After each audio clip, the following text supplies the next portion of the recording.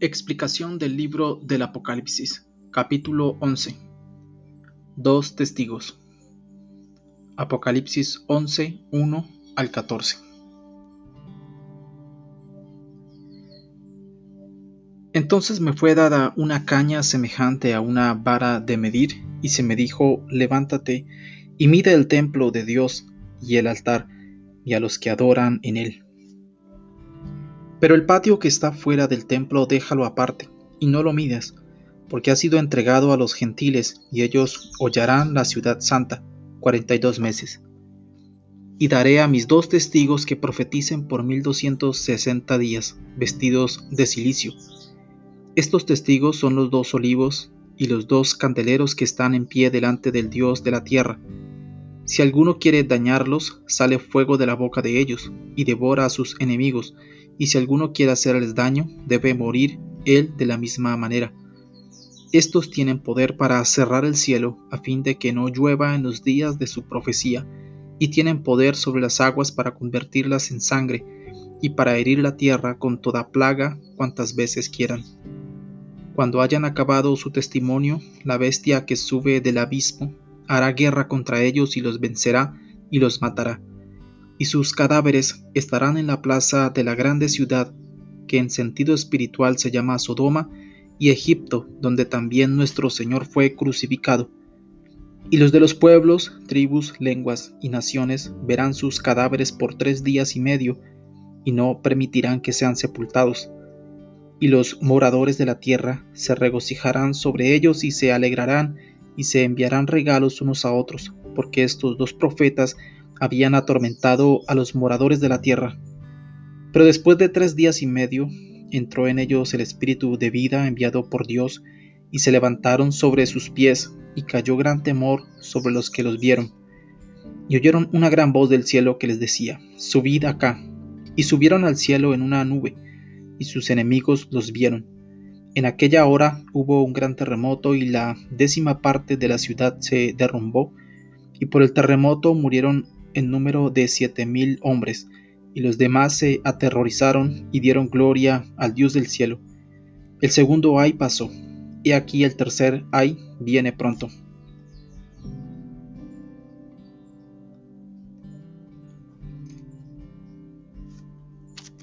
La séptima trompeta, versículos 15 hasta el 19. El séptimo ángel tocó la trompeta, y hubo grandes voces en el cielo que decían: los reinos del mundo han venido a ser de nuestro Señor y de su Cristo, y Él reinará por los siglos de los siglos. Y los 24 ancianos que estaban sentados delante de Dios en sus tronos se postraron sobre sus rostros y adoraron a Dios, diciendo: te damos gracias, Señor Dios Todopoderoso, el que eres y que eras y que has de venir, porque has tomado tu gran poder y has reinado. Y se airaron las naciones, y tu ira ha venido, y el tiempo de juzgar a los muertos, y de dar el galardón a tus siervos los profetas, a los santos, y a los que temen tu nombre, a los pequeños y a los grandes, y de destruir los que destruyen la tierra. Y el templo de Dios fue abierto en el cielo, y el arca de su pacto se veía en el templo, y hubo relámpagos, voces, truenos, un terremoto y grande granizo.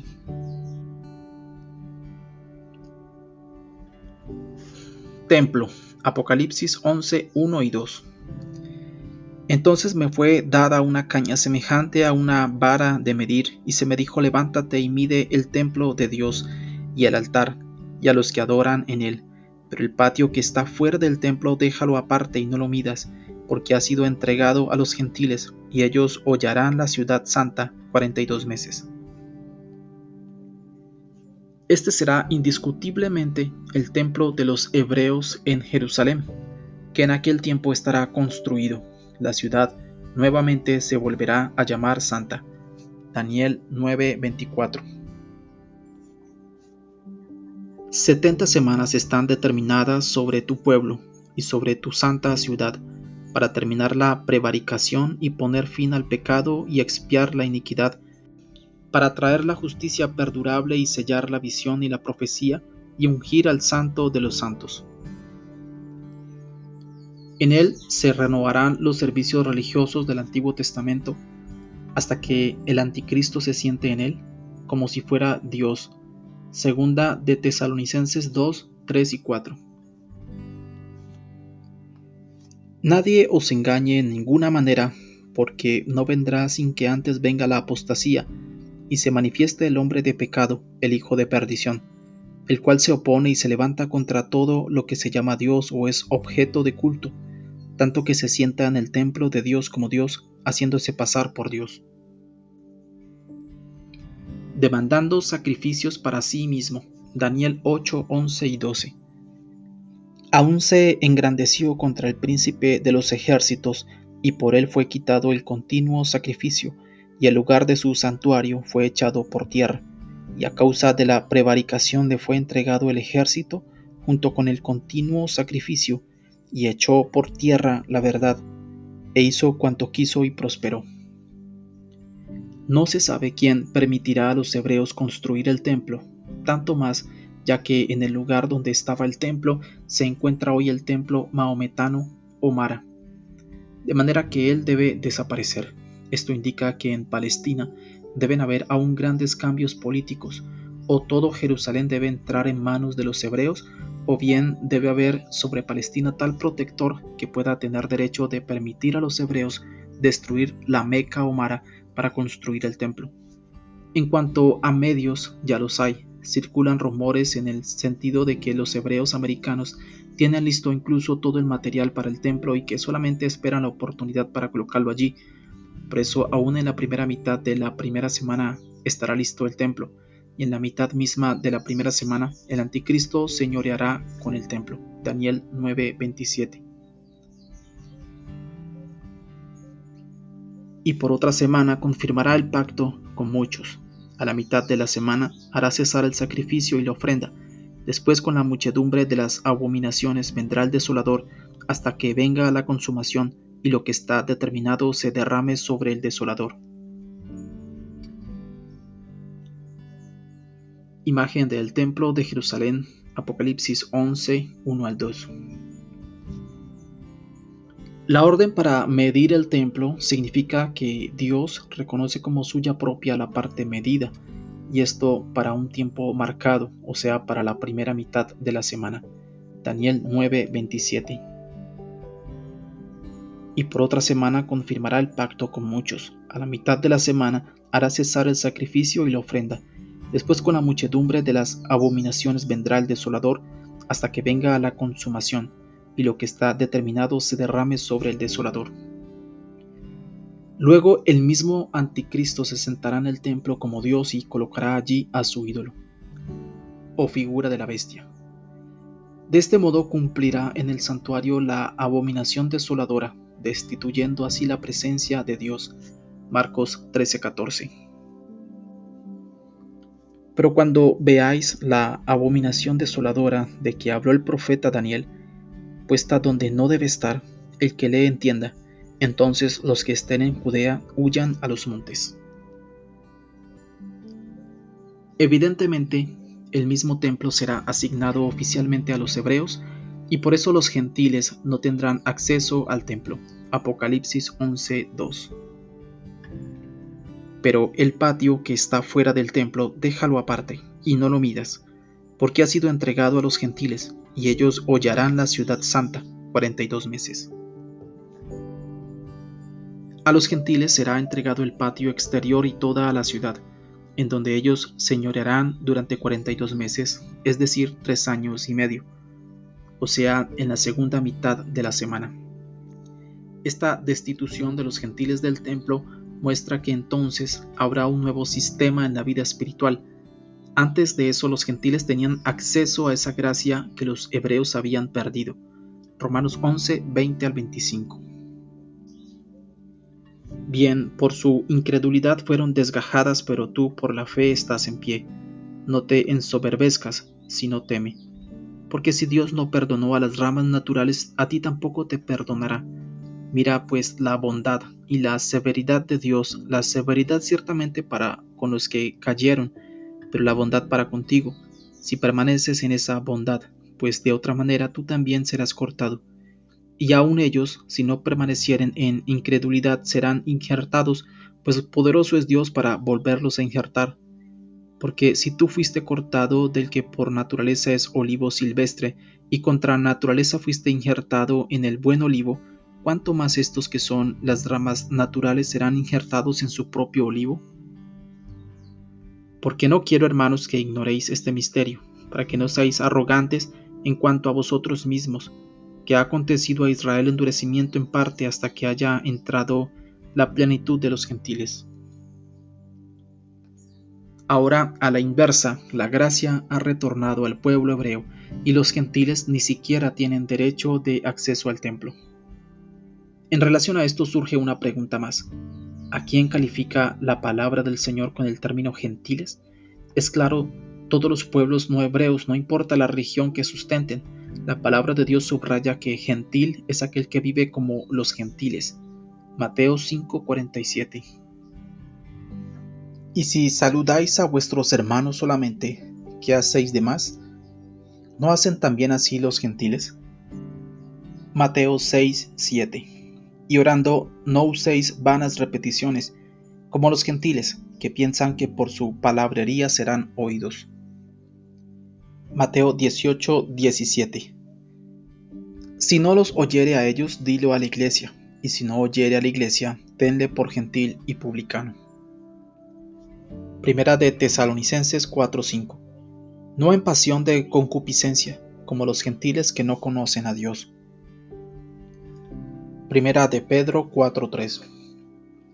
Baste ya el tiempo pasado para haber hecho lo que agrada a los gentiles, andando en lascivias, concupiscencias, embriagueces, orgías, disipación y abominables idolatrías. A estos gentiles serán sumados también aquellos que se llaman cristianos, pero que no lo son, sino que son verdaderos gentiles en su conducta. Los dos testigos, Apocalipsis 11:3-14. Y daré a mis dos testigos que profeticen por 1260 días, vestidos de cilicio. Estos testigos son los dos olivos y los dos candeleros que están en pie delante del Dios de la tierra. Si alguno quiere dañarlos, sale fuego de la boca de ellos y devora a sus enemigos, y si alguno quiere hacerles daño, debe morir él de la misma manera. Estos tienen poder para cerrar el cielo, a fin de que no llueva en los días de su profecía, y tienen poder sobre las aguas para convertirlas en sangre, y para herir la tierra con toda plaga cuantas veces quieran. Cuando hayan acabado su testimonio, la bestia que sube del abismo hará guerra contra ellos y los vencerá y los matará. Y sus cadáveres estarán en la plaza de la grande ciudad, que en sentido espiritual se llama Sodoma y Egipto, donde también nuestro Señor fue crucificado. Y los de los pueblos, tribus, lenguas y naciones verán sus cadáveres por 3 días y medio, y no permitirán que sean sepultados. Y los moradores de la tierra se regocijarán sobre ellos y se alegrarán, y se enviarán regalos unos a otros, porque estos dos profetas habían atormentado a los moradores de la tierra. Pero después de 3 días y medio, entró en ellos el espíritu de vida enviado por Dios, y se levantaron sobre sus pies, y cayó gran temor sobre los que los vieron. Y oyeron una gran voz del cielo que les decía: subid acá. Y subieron al cielo en una nube, y sus enemigos los vieron. En aquella hora hubo un gran terremoto, y la 10ª parte de la ciudad se derrumbó, y por el terremoto murieron en número de 7,000 hombres, y los demás se aterrorizaron, y dieron gloria al Dios del cielo. El segundo ay pasó, y aquí el tercer ay viene pronto. Cristo comenzó a transferirse el dominio sobre la tierra, y con él comenzaron a obrar las fuerzas celestiales para aparejar a los hombres para Dios. Pero esta comisión no es fácil. Era necesario apartar minuciosamente el grano del polvo, y simultáneamente era necesario obrar de tal manera que el grano no fuera ventilado junto con el polvo. Por eso el Señor obra cuidadosamente y con gran misericordia. Los hombres, durante el señorío del Anticristo, llegaron a tal salvajismo que prácticamente eliminaron de la tierra todo testimonio acerca de Dios. Ninguno de los vivientes se atreve a abrir sus labios para pronunciar algo acerca de Dios, pero corazones ansiosos de oír tan siquiera un rápido testimonio acerca de Dios aún existen. He aquí Dios envía 2 testigos misteriosos, sobre los cuales nadie sabe exactamente quiénes son y de dónde han aparecido. La insinuación de que ellos están en pie delante de Dios autoriza a pensar que ellos vinieron del cielo. Apocalipsis 11:4. Estos testigos son los dos olivos y los dos candeleros que están en pie delante del Dios de la tierra. Pero ellos aparecieron en una imagen extrañamente humilde, sin duda para no dar una impresión impositiva, sino para que aquellos que oigan su testimonio puedan voluntariamente aceptarlo o rechazarlo. ¿Quiénes son ellos? Hay varias explicaciones y suposiciones. Unos dicen que estos no son personas sino ideas, o sea que son el Antiguo Testamento y el Nuevo Testamento. Pero analizando bien se nota que serán realmente personas y no ideas. Esto resulta claro de los siguientes hechos. Ellos serán vestidos de cilicio. Apocalipsis 11:3. Y daré a mis dos testigos que profeticen por 1260 días, vestidos de cilicio. A las ideas o en general, a las opiniones o enseñanzas, no es necesario vestir de humildes ni en delicados vestidos. Ellos estarán profetizando por espacio de 1260 días, muy corto tiempo. Mientras tanto, el Antiguo y Nuevo Testamentos obran ya por miles de años. Ellos castigarán a los hombres a su arbitrio. Apocalipsis 11:6. Estos tienen poder para cerrar el cielo a fin de que no llueva en los días de sus profecías, y tienen poder sobre las aguas para convertirlas en sangre, y para herir la tierra con toda plaga cuantas veces quieran.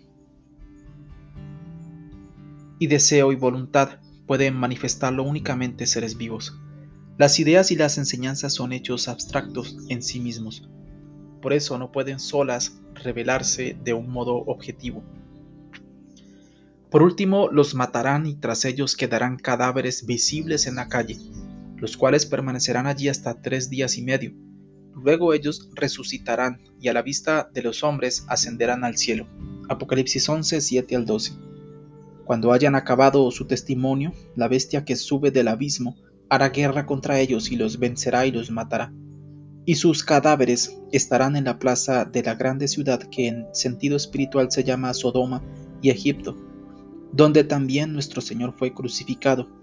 Y los de los pueblos, tribus, lenguas y naciones verán sus cadáveres por 3 días y medio y no permitirán que sean sepultados.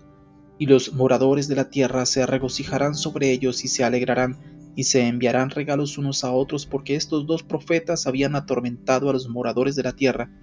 Pero después de 3 días y medio entró en ellos el espíritu de vida enviado por Dios, y se levantaron sobre sus pies, y cayó gran temor sobre los que los vieron. Todos estos hechos pueden cumplirse únicamente en los hombres y no en las ideas. Por eso no cabe duda alguna de que estos serán personas y no el Antiguo y Nuevo Testamentos. La mayoría de los teólogos están de acuerdo en el sentido de que serán personas, pero la opinión se divide en cuanto a quiénes serán ellos, basándose en las palabras de Hebreos 9:27, y de la manera que está establecido para los hombres que mueran una sola vez y después de esto el juicio. Que está establecido a los hombres que mueran una sola vez. Muchos creen que estos testigos deben ser del número de aquellos que no conocieron la muerte, esto es, Enoc y Elías, debido a que ellos no murieron. Sin embargo, es necesario morir una vez, esto para todos. Por eso ellos vendrán una vez más antes de la venida de Cristo, testificarán de Él, probarán la muerte y entonces irán a la gloria eterna.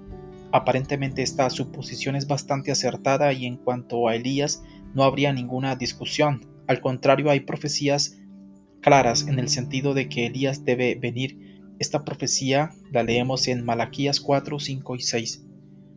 He aquí yo os envío el profeta Elías, antes que venga el día de Jehová grande y terrible. Ciertamente existe también la referencia de que esta profecía se refiere a Juan el Bautista.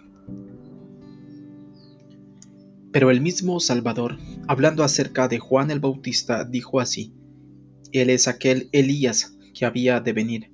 Mateo 11:14. Y si queréis recibirlo, Él es aquel Elías que había de venir. Marcos 9, 11 y 12. Y le preguntaron diciendo: ¿Por qué dicen los escribas que es necesario que Elías venga primero? Respondiendo él les dijo: Elías a la verdad vendrá primero, y restaurará todas las cosas, como está escrito del Hijo del Hombre, que padezca mucho y sea tenido en nada. Imagen sobre muerte y resurrección de los dos testigos, Apocalipsis 11, 7 al 14. Como vemos, el Señor llamó a Juan el Bautista Elías, y a la vez dijo que él aún tiene que venir. Además, Juan vino antes de la primera venida de Cristo al mundo, y esta venida no era terrible, como predijo el profeta. Por eso es claro que el verdadero Elías debe venir antes de la segunda venida de Cristo, que Juan el Bautista no era Elías. Él mismo lo dijo, Juan 1, 21 y 25. Y le preguntaron: ¿Qué pues? ¿Eres tú Elías? Dijo: No soy. ¿Eres tú el profeta? Y respondió: No. Versículo 25. Y le preguntaron y le dijeron: ¿Por qué pues bautizas si tú no eres el Cristo, ni Elías, ni el profeta? Él obraba únicamente en el espíritu y poder de Elías. Lucas 1:17. E irá delante de él con el espíritu y el poder de Elías, para hacer volver los corazones de los padres a los hijos, y de los rebeldes a la prudencia de los justos, para preparar al Señor un pueblo bien dispuesto. De esta manera podemos ver que efectivamente hay mucha profecía concerniente a Elías, en el sentido de que debe venir antes de la segunda venida de Cristo, pero acerca de Enoc no hay ninguna mención en el sentido de que él también tenga que venir. Mientras tanto, el Señor llama a esos testigos mis testigos, Apocalipsis 11:3. Y daré a mis 2 testigos que profeticen por 1260 días, vestidos de cilicio. Y testigo puede ser únicamente aquel que vio u oyó de aquello que testifica. He aquí en el monte de la transfiguración vemos a Elías con su colaborador que habla con Cristo acerca de la obra de salvación que debía concretarse en Jerusalén. Lucas 9, 30 y 31. He aquí 2 varones que hablaban con él, los cuales eran Moisés y Elías, quienes aparecieron rodeados de gloria y hablaban de su partida que iba Jesús a cumplir en Jerusalén. Estos dos obtuvieron información de labios del mismo Cristo, y por eso con todo derecho podrían llamarse testigos. La diferencia es solamente esta, que aquel otro que estaba con Elías no era Enoc, sino Moisés. Escudriñando la actuación y autoridad de estos 2 testigos, notamos que efectivamente Elías y Moisés ya disfrutaban de semejante autoridad aún en la vida terrenal. Así, por ejemplo, Elías tenía autoridad para cerrar el cielo para que no lloviera sobre la tierra. Apocalipsis 11:6.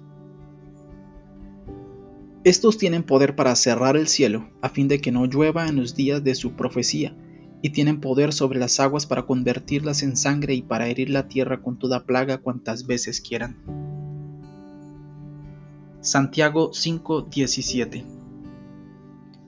Elías era hombre sujeto a pasiones semejantes a las nuestras, y oró fervientemente para que no lloviese, y no llovió sobre la tierra por 3 años y 6 meses. Primera de Reyes 17:1. Entonces Elías Tisbita, que era de los moradores de Galaad, dijo a Acab: Vive Jehová Dios de Israel, en cuya presencia estoy, que no habrá lluvia ni rocío en estos años, sino por mi palabra.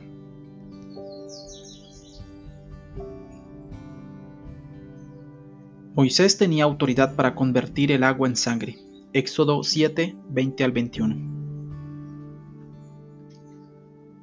Y Moisés y Aarón hicieron como Jehová lo mandó, y alzando la vara golpeó las aguas que había en el río, en presencia de Faraón y de sus siervos, y todas las aguas que había en el río se convirtieron en sangre. Asimismo los peces que había en el río murieron, y el río se corrompió, tanto que los egipcios no podían beber de él, y hubo sangre por toda la tierra de Egipto. Segunda de Reyes 1, 9 al 15. Luego envió a él un capitán de 50 con sus 50, el cual subió a donde él estaba, y aquí que él estaba sentado en la cumbre del monte. Y el capitán le dijo: Varón de Dios, el rey ha dicho que desciendas. Y Elías respondió y dijo al capitán de 50: Si yo soy varón de Dios, descienda fuego del cielo y consúmate con tus 50. Y descendió fuego del cielo que lo consumió, a él y a sus 50. Volvió el rey a enviar al otro capitán de 50 con sus 50. Y le habló y dijo: Varón de Dios, el rey ha dicho así: desciende pronto. Y le respondió Elías y dijo: Si yo soy varón de Dios, descienda fuego del cielo y consúmate con sus 50. Y descendió fuego del cielo y los consumió a él y a sus 50. Volvió a enviar el tercer capitán de 50 con sus 50. Y subiendo aquel tercer capitán de 50, se puso de rodillas delante de Elías y le rogó diciendo: Varón de Dios, te ruego que sea de valor delante de tus ojos mi vida y la vida de estos tus 50 siervos. He aquí ha descendido fuego del cielo y ha consumido a los dos primeros capitanes de 50 con sus 50. Sea estimada ahora mi vida delante de tus ojos. Entonces el ángel de Jehová dijo a Elías: Desciende con él, no tengas miedo de él. Y él se levantó y descendió con él al rey. Cuando leemos de las actuaciones de estos testigos, automáticamente aparecen ante nuestra vista las imágenes de Moisés y Elías, y no Enoc. Además, Enoc vivió antes del diluvio, era incircunciso y en general no era hebreo. Él era más bien un profeta para el pueblo en general y por ende no podría tener autoridad entre los hebreos. Sin embargo, estos dos testigos estarán obrando especialmente en Palestina, de manera que no es Enoc, sino Moisés y Elías, los mejores calificados para esta obra tan delicada. Ellos ambos disfrutan de máxima autoridad en Israel. Ellos obtuvieron la información acerca de la obra de Cristo, del mismo Cristo. ¿Quiénes pues podrían ser mejores testigos, especialmente en Palestina, que estos dos varones? Tanto más cuanto que ambos tienen tras sí una gran experiencia en la lucha contra la maldad de los hombres y su oposición a Dios. Pero como tropiezos tenemos por un lado la muerte de Moisés y por otro lado la ascensión de Enoc. ¿No será trastornada la justicia si Moisés llegara a verse en la necesidad de morir 2 veces mientras que Enoc quedaría sin probar la muerte? Debemos esclarecer este problema, si realmente está absolutamente establecido a todos los hombres que mueran o habrá en esto alguna excepción. ¿Deben morir todos indefectiblemente? En la palabra de Dios claramente está escrito que no todos moriremos, pero todos seremos transformados. Primera de Corintios 15, 51 y 52. He aquí os digo un misterio: no todos dormiremos, pero todos seremos transformados. En un momento, en un abrir y cerrar de ojos, a la final trompeta, porque se tocará la trompeta, y los muertos serán resucitados incorruptibles, y nosotros seremos transformados. Esto es, todos los santos que estarán en vida hasta la venida de Cristo no morirán, sino que sus cuerpos corruptibles se cambiarán en cuerpos incorruptibles, y ellos juntamente con los muertos entonces resucitados serán arrebatados en las nubes para el encuentro con el Señor en el aire. Primera de Tesalonicenses 4:15 al 17. Por lo cual os decimos esto en palabra del Señor, que nosotros que vivimos, que habremos quedado hasta la venida del Señor, no precederemos a los que durmieron. Porque el Señor mismo con voz de mando, con voz de arcángel y con trompeta de Dios descenderá del cielo, y los muertos en Cristo resucitarán primero. Luego nosotros los que vivimos, los que hayamos quedado, seremos arrebatados juntamente con ellos en las nubes, para recibir al Señor en el aire, y así estaremos siempre con el Señor. Enoc es considerado como símbolo de esos creyentes que en vida serán arrebatados para el encuentro con Cristo. Por eso es muy lógico deducir que su cuerpo, juntamente con los cuerpos de aquellos a quienes él simboliza, se transformará en incorruptible. De manera que, como vemos, no hay ninguna necesidad absoluta de que Enoc vuelva a venir a este mundo para ser muerto y así pasar por la ley de la muerte, por cuanto está establecido a los hombres que mueren una vez, porque habrán muchos fuera de él que no morirán, sino que serán cambiados. De la Biblia sabemos también, en no menos de 8 casos, de que hombres que, habiendo muerto, fueron resucitados, pero en cuerpos corruptibles. Luego ellos murieron otra vez. Por tanto, aun cuando Moisés resucitara para testificar juntamente con Elías y luego volviera a morir, no sería una excepción. Así que el arrebatamiento de Elías al cielo en cuerpo por un lado y la muerte corporal de Moisés por otro lado no constituye impedimento alguno para que el compañero de Elías efectivamente fuese Moisés y no Enoc. El cuerpo de Moisés, Judas 1:9.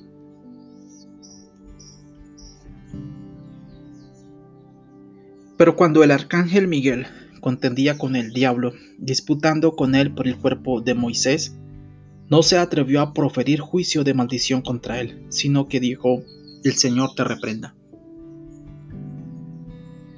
Hay una condición más que habla en este caso en favor de Moisés, y son los sucesos en torno a su cuerpo. En general, la muerte de Moisés ha sido escondida y secreta. Deuteronomio 34, 5 y 6. Y murió allí Moisés, siervo de Jehová, en la tierra de Moab, conforme al dicho de Jehová, y lo enterró en el valle, en la tierra de Moab, enfrente de Bet-peor, y ninguno conoce el lugar de su sepultura hasta hoy. Lo que despierta muchos interrogantes. En primer lugar, ¿por qué Dios mismo sepultó a Moisés? ¿Dónde y cómo? ¿Por qué Dios ocultó el sepulcro de Moisés de tal manera que nunca nadie supo en qué lugar fue sepultado? ¿Por qué el diablo se interesaba en el cuerpo de Moisés? ¿Deseaba él convertir ese cuerpo en un ídolo de los hebreos o tal vez destruirlo presintiendo que en él tendría Satanás una vez más a un gran enemigo? ¿Por qué el arcángel Miguel defendía el cuerpo de Moisés del diablo?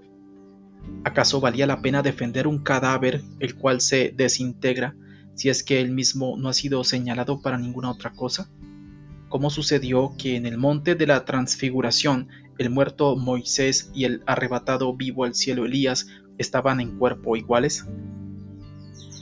Todas estas preguntas automáticamente traen a la mente el hecho de que la muerte de Moisés no fue un hecho común, al igual que la preservación de su cuerpo. Sin duda el Señor previó desde la eternidad que Moisés y Elías estuviesen en los asuntos de Cristo en los tiempos más difíciles de la historia del reinado de Cristo.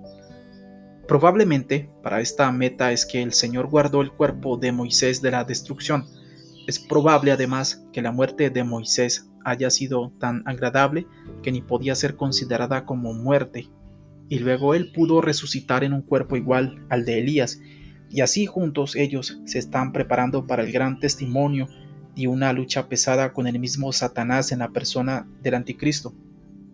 Por eso, aunque estamos convencidos de que ellos serán Moisés y Elías, pero porque Dios por algo no reveló sus nombres, tampoco nosotros nos atrevemos a afirmar absolutamente que serán solamente ellos. El Todopoderoso podría también en ese tiempo escoger para sí 2 testigos, dándoles poderes semejantes a los que tenían Moisés y Elías. 2 olivos, Apocalipsis 11:4. Estos testigos son los 2 olivos y los 2 candeleros que están en pie delante del Dios de la tierra. En la profecía de Zacarías hallamos el símbolo de esos 2 olivos. Zacarías 4, 2 y 3. Y me dijo: ¿qué ves? Y respondí: he mirado y aquí un candelabro todo de oro, con un depósito encima, y sus 7 lámparas encima del candelabro, y 7 tubos para las lámparas que están encima de él. Y junto a él 2 olivos, el uno a la derecha del depósito y el otro a su izquierda. Zacarías 4, 11 al 14. Hablé más y le dije: ¿qué significan estos 2 olivos a la derecha del candelabro y a su izquierda? Hablé aún de nuevo y le dije: ¿qué significan las 2 ramas de olivo que por medio de 2 tubos de oro se vierten de sí aceite como oro? Y me respondió diciendo: ¿no sabes qué es esto? Y dije: Señor mío, no. Y él dijo: estos son los 2 ungidos que están delante del Señor de toda la tierra. Entonces esos olivos ungidos eran Zorobabel, dirigente civil de Judá, y Josué, el sumo sacerdote. Ageo 1:14. Y despertó Jehová el espíritu de Zorobabel, hijo de Salatiel, gobernador de Judá, y el espíritu de Josué, hijo de Josadac, sumo sacerdote, y el espíritu de todo el resto del pueblo, y vinieron y trabajaron en la casa de Jehová de los ejércitos, su Dios. Quienes en circunstancias difíciles en medio de los persistentes ataques del enemigo construían el templo. Su gran valor, una fe firme y su completa confianza en Dios fueron coronadas de rotundo éxito. En el templo edificado por esos dos olivos entró Cristo. Ageo 2:7. Y haré temblar a todas las naciones, y vendrá el deseado de todas las naciones, y llenaré de gloria esta casa, ha dicho Jehová de los ejércitos. De igual manera, el servicio de estos dos olivos, Moisés y Elías, estará transcurriendo en circunstancias particularmente difíciles y a despecho del mismo anticristo, pero el servicio de ellos finalizará con el glorioso triunfo y la venida de Cristo. Maneras de su actuación. Apocalipsis 11, 5-6. Si alguno quiere dañarlos, sale fuego de la boca de ellos y devora a sus enemigos, y si alguno quiere hacerles daño, debe morir él de la misma manera. Estos tienen poder para cerrar el cielo, a fin de que no llueva en los días de su profecía, y tienen poder sobre las aguas para convertirlas en sangre, y para herir la tierra con toda plaga cuantas veces quieran. No cabe duda alguna de que sus formas de actuación pueden originar comentarios críticos de parte de los enemigos del cristianismo, pero debemos tener en cuenta que el mundo bajo la dirección del anticristo furiosamente destruirá a todos los testigos de Cristo, y el oído dejará de percibir palabras tales como gracia y amor. Por eso, estos dos testigos acomodan al mundo métodos tales que son los únicos capaces de tener alguna influencia: fuego, venganza y muerte. Sus provisiones son de destrucción. Bajo las condiciones de entonces, ellos no podrían testificar un solo día si no estuvieran equipados de estos medios de autodefensa. No era posible destruirlos por engaño o en una emboscada, porque apenas alguien intentaba causarles algún daño, moría inmediatamente él mismo. Apocalipsis 11:5. Si alguno quiere dañarlos, sale fuego de la boca de ellos y devora a sus enemigos. Y si alguno quiere hacerles daño, debe morir él de la misma manera. Por eso es que solamente ellos pudieron permanecer hasta 1260 días, que concuerda con 3 años y medio, esto es, toda la primera mitad de la semana. Apocalipsis 11:3. Y daré a mis dos testigos que profeticen por 1260 días vestidos de cilicio. Podemos imaginar cómo se airarán contra ellos los hombres enemigos, juntamente con el anticristo. Sin embargo, nadie pudo poner manos sobre ellos. Un solo pensamiento de alguna manera practicado contra estos dos siervos de Dios acarreaba la muerte para los malignos. Por eso los temían más que el mismo anticristo. Los hombres vieron una fuerza sobrenatural y autoridad en estos dos testigos, pero la explicaban falsamente, considerándolos tal vez grandes hechiceros, sin desear volver a Dios al que ellos predicaban. Es interesante notar que nosotros estamos viviendo en el siglo del materialismo y la incredulidad, en el cual todo cuanto sale del marco común de interpretación y no tiene testimonio claro, se rechaza como absurdo. Los hombres consideran las leyes ahora vigentes como inmutables, y la seguridad en la inmutabilidad de las leyes vigentes siempre condujo a los hombres a la incredulidad. Los hombres hoy se burlan abiertamente de todo cuanto está escrito en las Sagradas Escrituras, pero toda esta creciente burla es señal clara del fin que se avecina. De manera que aunque la filosofía de los hombres, con toda su sabiduría hinchada, no admite hechos sobrenaturales y maravillas, en los tiempos del anticristo creerán en milagros ellos también. Hoy para ellos todos esos milagros escritos en la Biblia son considerados como locuras, pero cuando comiencen los demonios y el mismo anticristo a hacer señales, entonces ellos les creerán para su propia perdición. La muerte de los testigos. Apocalipsis 11, 7-10. Cuando hayan acabado su testimonio, la bestia que sube del abismo hará guerra contra ellos, y los vencerá, y los matará, y sus cadáveres estarán en la plaza de la grande ciudad, que en sentido espiritual se llama Sodoma y Egipto, donde también nuestro Señor fue crucificado. Y los de los pueblos, tribus, lenguas y naciones verán sus cadáveres por 3 días y medio, y no permitirán que sean sepultados. Y los moradores de la tierra se regocijarán sobre ellos y se alegrarán, y se enviarán regalos unos a otros, porque estos dos profetas habían atormentado a los moradores de la tierra. Es difícil explicar de la manera que el anticristo destruirá a esos testigos de Cristo, pero esto sucederá únicamente por la voluntad de Dios. Algunos teólogos piensan que en la superficie esto sucederá así. Cuando el anticristo entrará en fuerza y cuando en la mitad de la semana se proclamará como Dios, él deseará sacrificio para sí, para lo cual hará descender fuego del cielo como lo hizo el profeta Elías. Apocalipsis 13:13. También hace grandes señales, de tal manera que aún hace descender fuego del cielo a la tierra, delante de los hombres.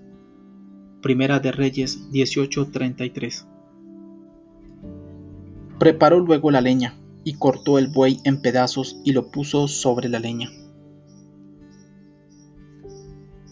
Y entonces, siguiendo a Elías, destruirá a sus enemigos, a esos dos testigos, proclamándolos como falsos profetas. Primera de Reyes 18:40. Entonces Elías les dijo: prended a los profetas de Baal, para que no escape ninguno, y ellos lo prendieron. Y los llevó Elías al arroyo de Cisón, y allí los degolló. Para los mismos testigos esto no significará ninguna pérdida, pero para aquellos que mediante ellos hayan creído, esto significará una gran prueba. Los cuerpos de ellos serán abandonados en la plaza de la ciudad como prueba material de la fuerza del anticristo que destruyó aún a estos enemigos invencibles, tan terribles hechiceros que aún supieron retener la lluvia y tornar el agua en sangre. Esto debía servir también para consuelo y pacificación de los hombres, quienes estaban alarmados de estos dos profetas. Apocalipsis 11:10. Y los moradores de la tierra se regocijarán sobre ellos y se alegrarán, y se enviarán regalos unos a otros, porque estos dos profetas habían atormentado a los moradores de la tierra. Todo esto sucederá en la ciudad de Jerusalén, lo que vemos de las palabras donde también nuestro Señor fue crucificado.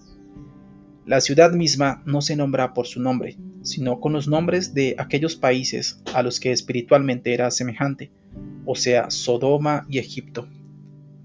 Apocalipsis 11:8. Esto es interesante debido a que Jerusalén era la ciudad santa para los hebreos, mientras que para los otros pueblos era considerada prácticamente igual, porque allí señoreaba su líder político y espiritual, el anticristo. Para todo el mundo Jerusalén era como una antorcha, pero para Dios era como Sodoma y Egipto. No en vano dijo el mismo Señor, porque lo que los hombres tienen por sublime delante de Dios es abominación. Lucas 16:15. Entonces les dijo: vosotros sois los que os justificáis a vosotros mismos delante de los hombres, mas Dios conoce vuestros corazones, porque lo que los hombres tienen por sublime delante de Dios es abominación. Así era, así es y así será. Mirando aún hoy mismo a toda esa grandeza de los hombres, a su pretendida santidad, si se los mira desde el punto de vista del Evangelio, veremos lo mismo: Sodoma y Egipto. La resurrección de los testigos. Apocalipsis 11:11 al 14. Pero después de 3 días y medio entró en ellos el espíritu de vida enviado por Dios, y se levantaron sobre sus pies, y cayó gran temor sobre los que los vieron. Y oyeron una gran voz del cielo que les decía: subid acá. Y subieron al cielo en una nube, y sus enemigos los vieron. En aquella hora hubo un gran terremoto, y la 10ª parte de la ciudad se derrumbó, y por el terremoto murieron en número de 7,000 hombres, y los demás se aterrorizaron y dieron gloria al Dios del cielo. El segundo ay pasó, y aquí el tercer ay viene pronto. Impotentes cadáveres de los testigos permanecen tendidos en la plaza. Los hombres los miran y no creen a sus propios ojos. ¿Serán estos los mismos que durante 3 años y medio nadie podía aproximárseles sin recibir el castigo? Sí, son ellos. Cuán poderoso es nuestro jefe que los ha vencido. Podemos imaginar lo que estaba sucediendo en la confundida multitud frente a esos cadáveres.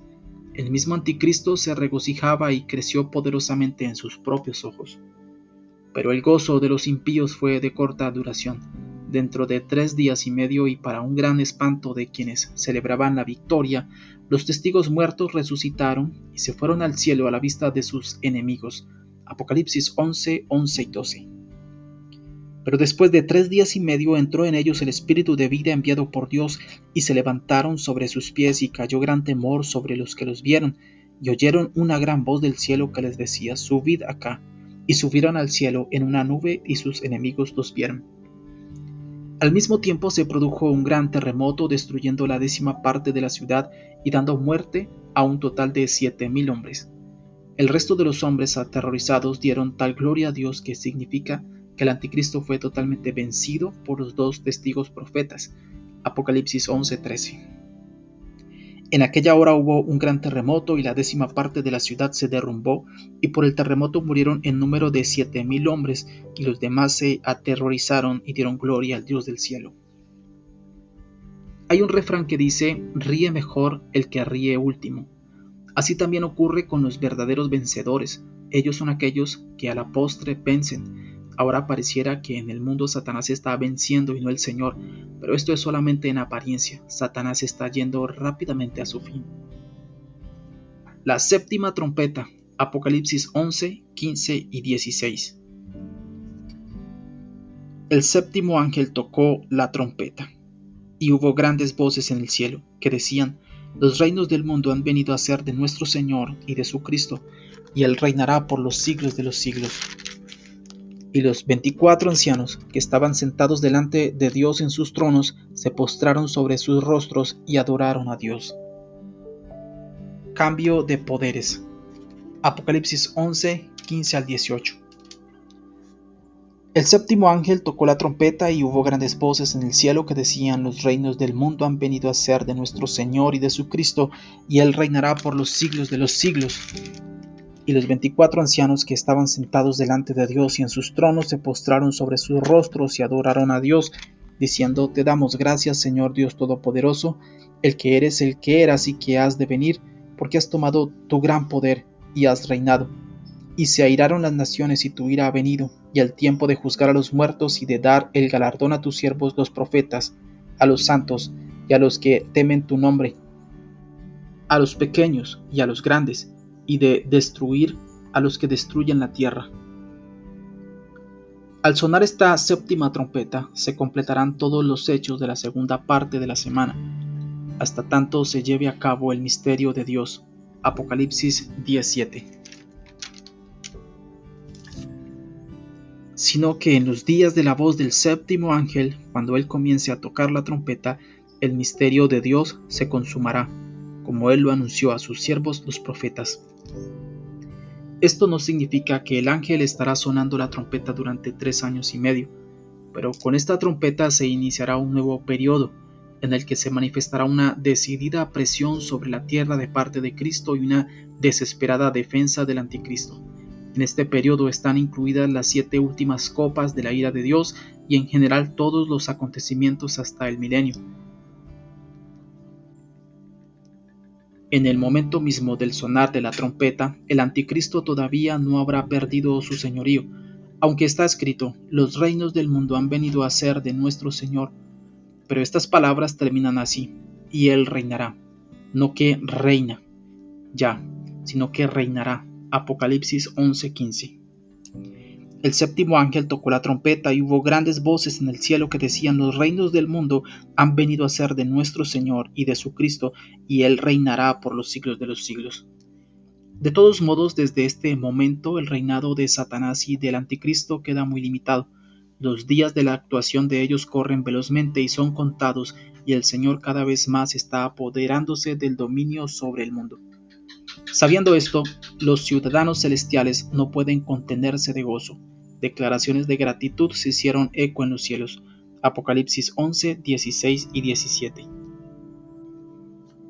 Y los 24 ancianos que estaban sentados delante de Dios en sus tronos se postraron sobre sus rostros y adoraron a Dios, diciendo: Te damos gracias, Señor Dios Todopoderoso, el que eres y que eras y que has de venir, porque has tomado tu gran poder y has reinado. ¿Por qué el cielo se regocijaba tanto del cambio de poderes? Porque en el mundo no hay países ni gobiernos cristianos. Aun en los países donde los miembros del gobierno son cristianos, todos los países del mundo, aun con ministros tales como lo fuera el profeta Daniel, son comparados con animales salvajes. Primero, león con alas, Daniel 7:4. La primera era como león y tenía alas de águila. Yo estaba mirando hasta que sus alas fueron arrancadas y fue levantada del suelo y se puso enhiesta sobre los pies a manera de hombre y le fue dado corazón de hombre. Segundo, oso carnívoro, Daniel 7:5. He aquí otra segunda bestia, semejante a un oso, la cual se alzaba de un costado más que del otro, y tenía en su boca 3 costillas entre los dientes, y le fue dicho así: levántate, devora mucha carne. Tercero, leopardo alado de 4 cabezas, Daniel 7:6. Después de esto miré y aquí otra semejante a un leopardo con 4 alas de ave en sus espaldas. Tenía también esta bestia 4 cabezas y le fue dado dominio. Cuarto, bestia espantosa con 10 cuernos y dientes de hierro, Daniel 7:7. Después de esto miraba yo en las visiones de la noche, y aquí la cuarta bestia, espantosa y terrible y en gran manera fuerte, la cual tenía unos dientes grandes de hierro, devoraba y desmenuzaba y las sobras hollaba con sus pies, y era muy diferente de todas las bestias que vi antes de ella, y tenía 10 cuernos. Quinto, carnero con 2 cuernos, Daniel 8:20. En cuanto al carnero que viste, que tenía 2 cuernos, estos son los reyes de Media y de Persia. Sexto, rey de un cuerno, Daniel 8:21. El macho cabrío es el rey de Grecia, y el cuerno grande que tenía entre sus ojos es el rey primero. Esta es la imagen de los países de este mundo, Daniel 7:17.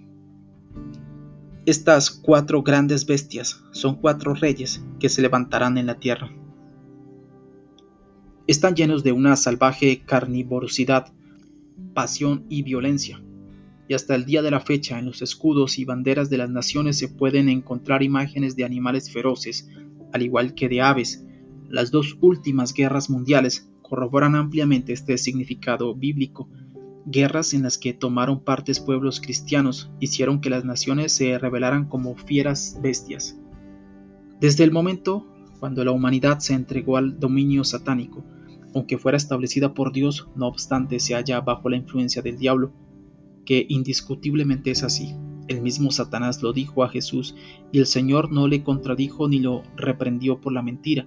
De esto automáticamente surge la conclusión de que toda autoridad política y toda su fuerza proviene de Satanás. Lucas 4, 6 y 7. Y le dijo el diablo: a ti te daré toda esta potestad y la gloria de ellos, porque a mí me ha sido entregada, y a quien quiero la doy. Si tú postrado me adorares, todos serán tuyos. Satanás además nos es presentado como fiera, es decir, serpiente con 7 cabezas, que es el símbolo de la plenitud de su inteligencia e influencia, además de 7 coronas que simbolizan la plenitud de su poder reinante. Apocalipsis 12:3. También apareció otra señal en el cielo. He aquí un gran dragón escarlata, que tenía 7 cabezas y 10 cuernos, y en sus cabezas 7 diademas. Juan 12:31. Ahora es el juicio de este mundo, ahora el príncipe de este mundo será echado fuera. Segunda de Corintios 4:4.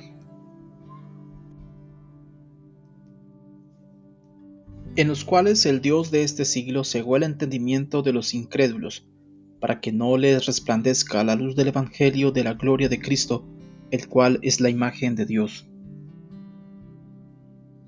Efesios 2:2. en los cuales anduvisteis en otro tiempo, siguiendo la corriente de este mundo, conforme al príncipe de la potestad del aire, el espíritu que ahora opera en los hijos de desobediencia.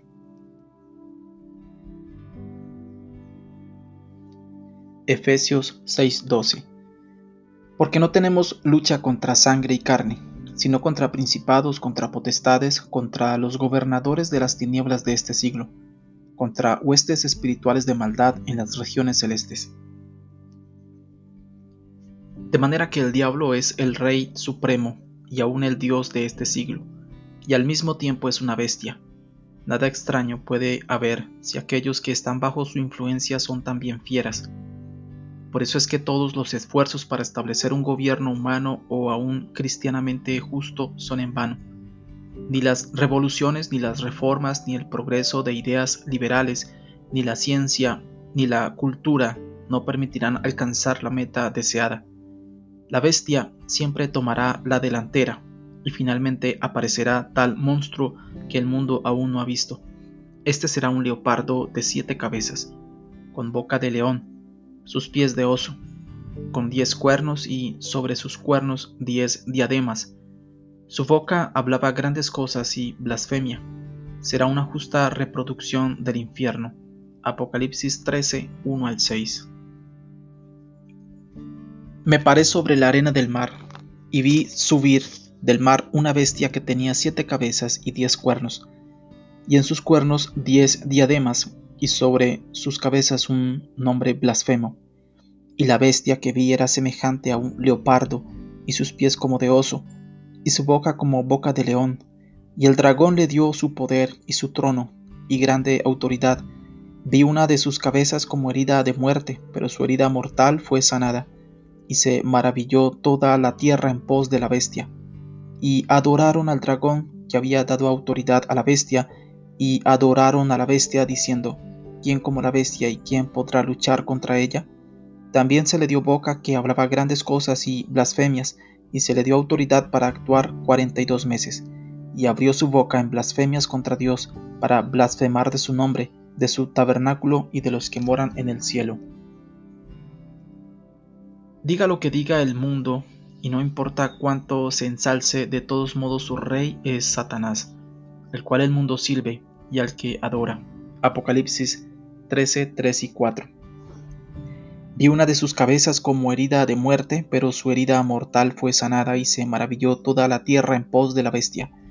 Y adoraron al dragón que había dado autoridad a la bestia, y adoraron a la bestia diciendo: ¿Quién como la bestia? ¿Y quién podrá luchar contra ella? Por eso no hay manera alguna para que los hijos de Dios tomen parte en él. En el campo político, no importa de qué nación del mundo, Jesús dijo claramente: mi reino no es de este mundo. Juan 18:36. Respondió Jesús: mi reino no es de este mundo. Si mi reino fuera de este mundo, mis servidores pelearían para que yo no fuera entregado a los judíos, pero mi reino no es de aquí. Y que sus seguidores tampoco son de este mundo. Juan 17, 14 al 16. Yo les he dado tu palabra, y el mundo los aborreció, porque no son del mundo, como tampoco yo soy del mundo. No ruego que los quites del mundo, sino que los guardes del mal. No son del mundo, como tampoco yo soy del mundo. Cuando suene la séptima trompeta, entonces el poder comenzará a huir de las manos de Satanás, y durante 3 años y medio pasará totalmente a las manos de Cristo. Entonces la autoridad de la bestia será cambiada por la humana, porque el verdadero hombre ha sido únicamente Cristo Jesús. Juan 19:5. Y salió Jesús llevando la corona de espinas y el manto de púrpura, y Pilato les dijo: He aquí el hombre. Quien asimismo se llamó el Hijo del Hombre. Mateo 24, 30 y 44. Entonces aparecerá la señal del Hijo del Hombre en el cielo, y entonces lamentarán todas las tribus de la tierra y verán al Hijo del Hombre viniendo sobre las nubes del cielo, con poder y gran gloria. versículo 44.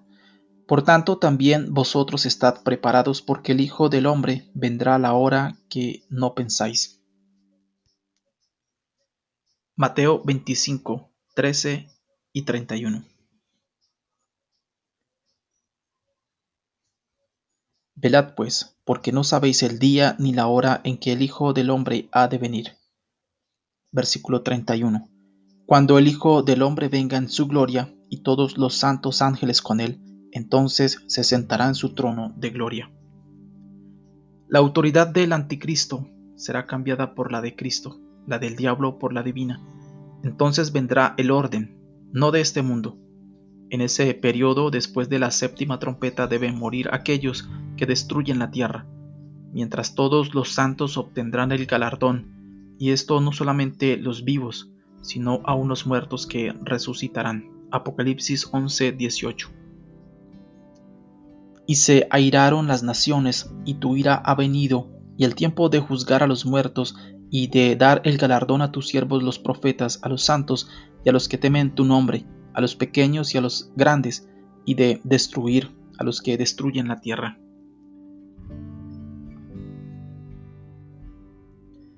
Aparición del Arca del Pacto. Apocalipsis 11:19. Y el templo de Dios fue abierto en el cielo, y el arca de su pacto se veía en el templo, y hubo relámpagos, voces, truenos, un terremoto y grande granizo. En los cielos está el templo, el santuario. Hebreos 9:23 y 24. Fue pues necesario que las figuras de las cosas celestiales fuesen purificadas así, pero las cosas celestiales mismas con mejores sacrificios que estos. Porque no entró Cristo en el santuario hecho de mano, figura del verdadero, sino en el cielo mismo para presentarse ahora por nosotros ante Dios. A la imagen del cual fue construido en miniatura el templo hebreo. Éxodo 25:40. Mira y hazlos conforme al modelo que te ha sido mostrado en el monte. El pecado produjo división entre Dios y los hombres. Isaías 59:2. Pero vuestras iniquidades han hecho división entre vosotros y vuestro Dios, y vuestros pecados han hecho ocultar de vosotros su rostro para no oír. Símbolo de esta división era la cortina en el templo, pero la muerte de Cristo rasgó ambos velos, tanto la verdadera como la simbólica. De esta manera, lo divino nuevamente se acercó a los hombres. Hebreos 10, 19 y 20.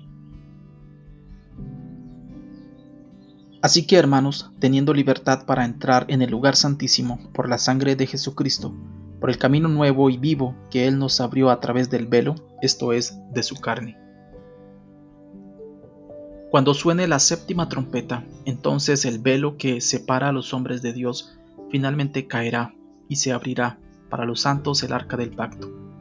Esto es, todo lo oculto, pero prometido por Dios para nosotros. El arca sirve de símbolo para lo oculto. Para los santos esto será señal del fin de sus sufrimientos, pero para los impíos será señal de juicio. Para los creyentes esto será gracia, pero para los incrédulos será castigo. Para los hijos de Dios esto será la bienvenida paternal, pero para los inicuos venganza. He aquí se levanta una terrible tormenta. Relámpagos enceguecedores parten del cielo. Los truenos hacen temblar la tierra. Granizo insólito destruye todo. La tierra tiembla y se mueve. Es Dios quien se levanta para la cuenta final con el mundo impío. Después de esto viene un intervalo en la carrera cronológica de sucesos, los cuales volverán a reiniciarse del capítulo 15:5. En los siguientes capítulos tenemos algunos detalles importantes, los que debemos conocer para tener una idea completa de esa terrible semana. Los sucesos en estos capítulos sucederán paralelamente con los hechos del capítulo 16.